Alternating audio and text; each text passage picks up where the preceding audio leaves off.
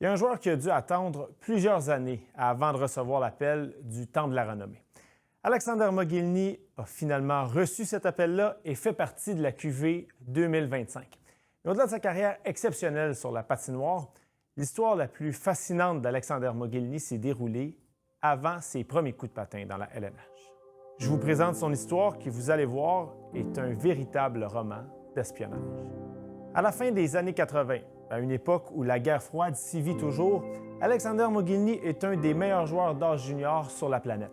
Au championnat mondial junior, il évolue sur un trio en compagnie de Sergei Fedorov et Pavel Bure, deux joueurs qui sont aujourd'hui au Temple de la renommée. Les Sabres de Buffalo prennent donc un risque et sélectionnent Mogilny au repêchage de 1988 au 5e tour, sachant qu'à ce moment-là, encore aucun joueur de l'Union soviétique a disputé un seul match dans la LNH. On se transporte donc au mois de mai 1989, donc un petit peu moins d'un an après le repêchage de Mogilny. Mogilny et l'Union soviétique participent au championnat du monde qui, cette année-là, se déroule à Stockholm, en Suède. C'est à ce moment-là que Don Luce, un des personnages principaux de l'histoire, entre en jeu. Luce est à ce moment-là le directeur du personnel des joueurs des Sabres de Buffalo. Luce reçoit, depuis son domicile de l'État de New York, un appel d'un proche d'Alexander Mogilny qui lui dit que le joueur russe est prêt à faire le saut en Amérique du Nord. L'organisation des Sabres se dit donc à ce moment que ça vaut la peine d'explorer cette avenue. Don Luce et Jerry Meehan, le directeur général des Sabres de Buffalo à l'époque, se rendent du côté de la Suède, sont loin de se douter à ce moment-là de tous les risques auxquels ils s'exposent. Le 3 mai 1989, donc, Luce, Meehan, Alexander Mogilny et son représentant, qui est aussi son traducteur, établissent une première rencontre. À partir de cette rencontre-là, le groupe prévoit se rencontrer une deuxième fois plus tard dans la journée. Mais plutôt que de se rencontrer dans une chambre d'hôtel, le groupe prévoit se rencontrer dans un centre commercial. Pourquoi? Parce que l'équipe soviétique profite d'une journée libre au centre commercial après sa conquête de la médaille d'or au championnat du monde. Mais également, on ne veut plus se rencontrer dans une chambre d'hôtel parce que le groupe des Sabres craint d'être suivi et on pourrait ainsi savoir où ils résident durant leur séjour en Suède. Donc, au centre commercial, Mogilny et son représentant rejoignent Don Luce et Jerry Meehan dans une voiture après avoir distancé le reste de l'équipe et la voiture quitte ainsi rapidement le centre commercial. C'est à partir de cette deuxième rencontre qu'on établit les premiers plans pour le transfert en Amérique du Nord. Aussi, Luce et Meehan conviennent de changer l'hôtel plusieurs fois par jour pour s'assurer de ne pas être retrouvés. Luce et Meehan doivent ensuite se rendre à l'ambassade américaine située à Stockholm, où, je vous rappelle, était disputé le championnat du monde pour préparer la documentation nécessaire pour rendre légale la défection de Mogilny, qui ferait de lui un réfugié et surtout qui lui permettrait d'embarquer dans un avion qu'il transporterait aux États-Unis dans les prochains jours. Et Luce et Meehan se rendent dans l'ambassade sans même avoir l'assurance qu'ils ne sont pas suivis par des gens de l'URSS. En fait, comme on peut se douter, les ambassades américaines un peu partout sur la planète sont souvent suivies par des gens qui, disons, ont des intérêts divers.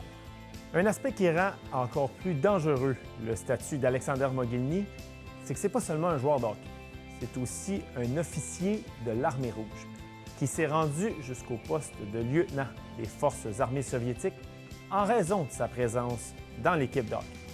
Puis d'ailleurs, jouer pour l'Armée rouge faisait notamment partie de son service militaire.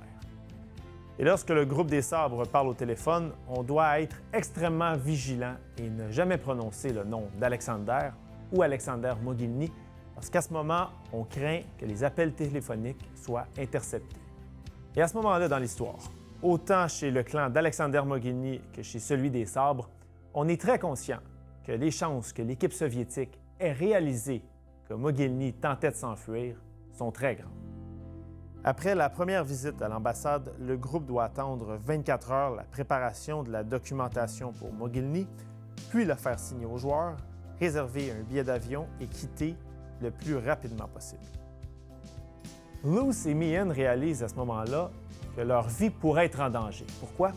Parce que jamais aucun joueur de l'équipe soviétique n'a tenté de s'enfuir, donc on pourrait conclure que Luce et Meehan ont kidnappé Alexander Mogilny. Le lendemain matin, donc le 4 mai. Là, il n'y a plus aucun doute que l'équipe soviétique est au courant des plans d'Alexander Mogilny, puisque l'équipe quitte Stockholm vers Moscou sans Mogilny. Loos et Meehan ont ensuite la confirmation que la documentation pour Alexander Mogilny est prête. On doit donc retourner à l'ambassade se la procurer. Le vol à direction de New York est ensuite réservé pour le 5 mai au matin, donc seulement 2 jours après l'arrivée de Loos et Meehan à Stockholm. Le groupe, le 5 mai au matin, se rend donc à l'aéroport avec, disons, une certaine paranoïa compréhensible. Est-ce que telle voiture nous suit? Est-ce que telle personne nous regarde différemment? On craint à ce moment qu'une alerte ait été levée par les autorités suédoises au moment de l'embarcation de Mogilny dans l'avion, ce qui, heureusement, n'est pas le cas. Une fois dans l'avion, Loos et Meehan constatent que la nouvelle du départ de Mogilny vers l'Amérique du Nord a coulé le même matin dans les médias suédois.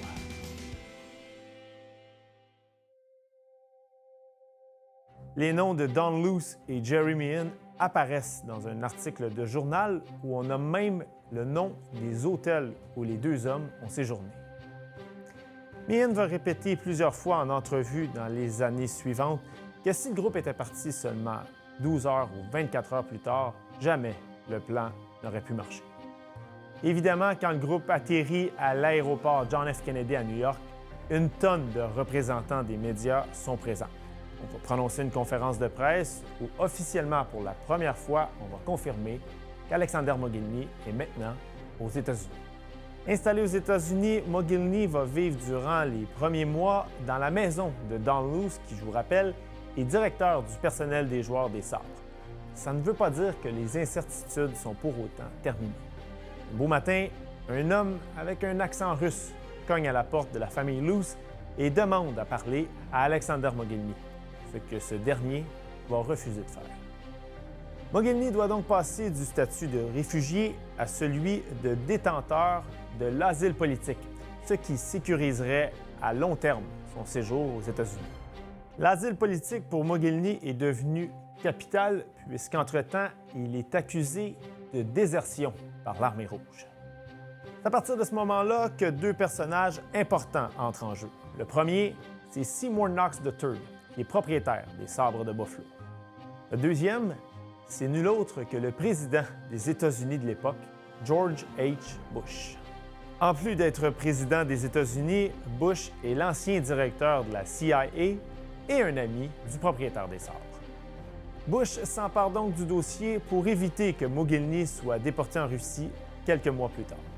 Le dossier du joueur russe est finalement officiel et sécurisé.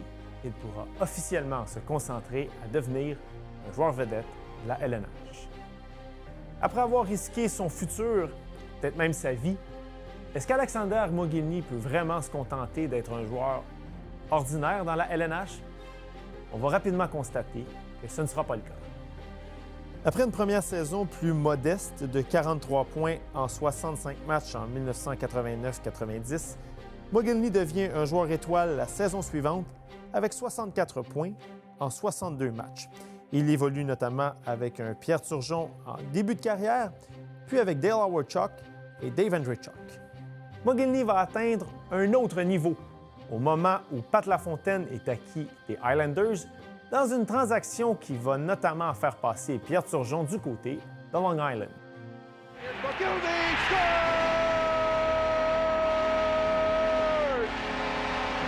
À sa 4e saison dans la LNH, Mogilny connaît sa saison la plus productive et spectaculaire de sa carrière.